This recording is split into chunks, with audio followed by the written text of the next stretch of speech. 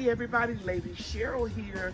Welcome back to my channel. If you're new, I hope you will find something that you can use in your gardening and that you will subscribe, like the video, and also share it. Okay guys, it is Monday, February the 17th, and it is currently 50 degrees. My helpers are out of school today. It seems like it's a blessing. Every time I have something major to do, you all out of school. But anyway, it's 50 degrees. It's going to be 15 degrees by the morning. The weather forecast keeps changing. One day it says 15 degrees, one day it says 16 degrees. But in any event, it's going to be one of the coldest days so far of this year. So I got to bring out the big guns, and that is my 6 mil greenhouse plastic that I'm going to put over the garden beds that I want to protect. So you see the garden beds 1, 2, 3, 4 over there in the corner. We're going to, actually it's 5. We are going to cover them with 6 mil plastic on top of the frost cloths that we already have on them to protect from temperatures in the team. So the first thing we're going to do, Brian, is get everything off of the garden bench right over there so we can get the plastic out. So this is what it looks like when we put the layer of 6 mil plastic on top of 5 layers of frost cloth. And over in the corner where we have the green stalks, let me show you another cover over the 2 green stalks. And we put a layer of plastic on top of the small beds here. So I'm hoping that everything will be okay. 5 layers of frost cloth on the big beds, and then a layer of 6 mil greenhouse plastic should raise the temperature. And I'll let you guys know once the hard freeze is over how everything survived. It is February 22nd. It's currently 51 degrees. I haven't been outside since it froze. And so now Brian and I are out here, and we're going to remove the covers, the frost cloths, and the 6 mil greenhouse plastic from the containers. And we're going to do it in real time so we can show you exactly what everything looks like. Okay? Hey guys, it's me, Brian here, and today I'm going to take all these clips off this bed, and we're going to take the plastic off. Okay, so you can see he's removing all the clips from the center, the sides, and the front. But we're keeping it secure at the back. You got another one over there, Brian? Okay. Now, then what I want you to do is gently fold this up from the bottom. No, all of it. I know you're going to have to move some of the plants that's kept the plastic in place.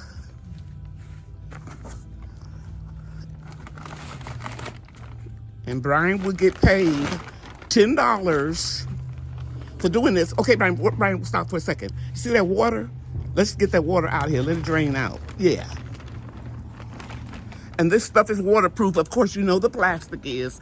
But if you're new to my channel and you haven't watched other videos, you will know that the frost cloths are waterproof too. Okay, that's good enough right there. Then you're gonna fold that end down, and then you're gonna roll it one more time and push it all the way down to the back. Exactly. Stuff it all the way, stuff it all the way down so it doesn't come up. And you see those extra clips right there? You wanna put them where you have the other clips. Right here. Good. Get the center. You're gonna have to move a container. And guys, you can already see that we've got broccoli that we will be able to harvest. And now, all of a sudden, you can pull that debris out. All of a sudden, my sons want me to give them broccoli after there was a listeria, push it down some more, outbreak. And broccoli is $2.99. Push it all the way down, Brian. So that's a beautiful head of broccoli, those 2 over there. Now, I just want you all to see Look how beautiful everything looks. Look at the pansies, still got flowers on them. Broccoli. That's a nice head of broccoli. If you don't know, you can harvest this and then it'll grow some side shoots. They'll be like little florets, but it still tastes the same. Beautiful broccoli. Look at the kale. So even though it got down to 14 degrees, Brian, with our frost cloth and our 6 mil greenhouse plastic, we saved everything. Looks beautiful. Brian is removing the plastic over here, and let me show you how secure that is back there, because don't get too excited. The weather can change. All we have to do is come right out here, roll it back, and clip it on and keep growing. Okay, so he's removing the clips. You're gonna start here, get the water out. Yes, sir. Excellent. Roll it back. You're gonna have to lift that up right there. I'm gonna speed this up. Okay, he's got the cover off of this one. You can see the cabbages are forming head. That broccoli is beginning to separate. We should have harvested before the cold, but that's okay. It'll still eat fine. And this one, we see some air must have got up under here, right there, but everything else looked good. Remember, it was 14 degrees, and the high that day was 29. So we had 3 days of a solid, hard freeze. Okay, our tulips and daffodils got a little dent from this cover, but that's okay. You can see we're gonna have beautiful assorted daffodils and what's some of their tulips, yeah, coming up nicely, and we're gonna harvest all of this food right here before the spring. Took one cover off of the green stalks, now he's going with the second one. I'm not concerned about the collards that were already too cold before we put it on. Hey, Brian, that looks pretty good, doesn't it? Let me go in a little closer. That's better than I thought it was gonna be. All right. Onions, spinach, thanks for rotating it. Purple mustards, or they call them giant red mustards. That looks pretty good. I'm very surprised. Next winter, I will be 71. And I'm not going to cover up the tulips and daffodil buds or the irises over there. Anything in these 3 small beds, I'm not going to cover them. The only thing that I'm going to be growing during the winter will be in the green stalks and then these 2 large garden beds. Okay? Because my children are concerned about me overdoing it, and I agree with them. I need to slow down a little bit. But I'm still going to garden. Just show you real quick. Again, my bulbs are coming up. Spinach.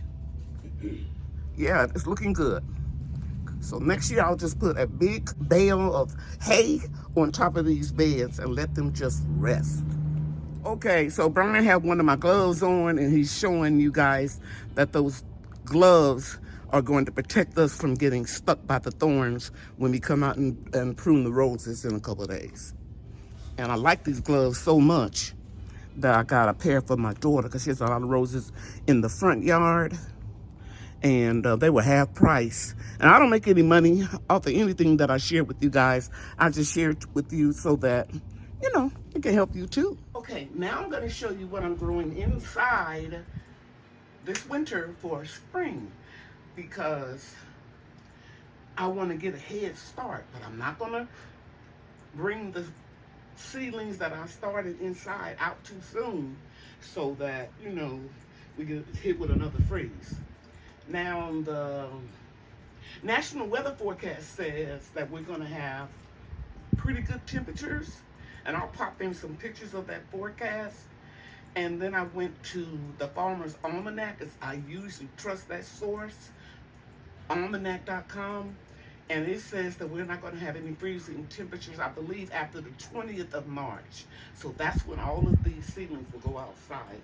Now, one that I really may have to take out a little bit early because it's starting to die back a little bit. This is that Texas Star Hibiscus, and I noticed that I didn't have too much tea left.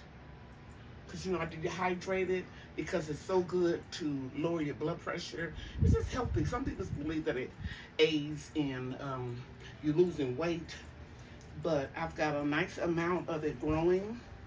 Some of them are smaller than the others, but the good news is these seeds were real old and I was able to get them to germinate and to grow.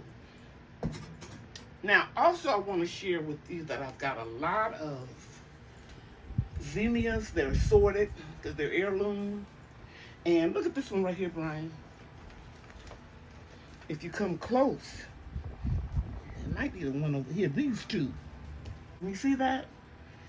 They're getting ready to put on a flower. Mm-hmm.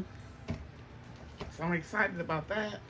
I'm growing over 100 marigolds because they repel insects as well as attract pollinators to the yard that are beneficial. Can you come real close right here, Brian? These seeds right here, these young marigolds, I made a video, a 1-minute video, I think, showing you how I gathered these seeds in the last of December, and then I planted them the 1st of January, and I mean, they are blooming already. They're so beautiful, and it has a pungent smell that a lot of non-beneficial insects like hornworms and their moths don't really like them. Now I want to show you over here, I have a lot of marigolds. I think I got over 100. Brian, if you come right over here and show them right here, I'm utilizing my hydroponic systems. I turned the water pumps off and I'm using this space to germinate seeds. I have 30 in each one of these little food savers because my experience has taught me that I can just prick these out and move them. In my opinion, marigolds and zinnias are the easiest plants to move around and transplant them to different areas of your yard or your garden if you have a balcony or container garden. So I'm using the light over here and I'm germinating what my daughter requested, zucchini, 2 different types of squash and eggplant. Since grocery prices are getting ridiculous, she asked me to do that for her. So I'm growing that for her. 3 of each, and I will put those outside. Over here, some marigolds that I started a few days ago on the 21st. So I'm utilizing this space over here. And I want to show you guys something. Look right here, Brian. I started these marigolds here on the 18th. I found some old peat pellets and only one of them have come up on the 18th. Now look right here. These I started one day later on the 19th, and look at the germination rate. So what am I saying? I'm saying I'm not going to use the peat pellets again. They're convenient and they're very easy to use, but I just use plain old potting mix, and I don't have any fungus or gnats or their larvae in here. Okay, so I'm not going to show you all of the plants. Right now, I'll just probably have Brian to pan around here, the ones I'm growing over here, and then you can come over here, Brian, and show them all the plants. All these are heirloom seeds that I started, that I saved. And let me show you right here. Look at this beautiful tomato plant. You can't find nothing like this in the store, not in Texas, because it was 14 degrees a few days ago. So I'm very excited about it.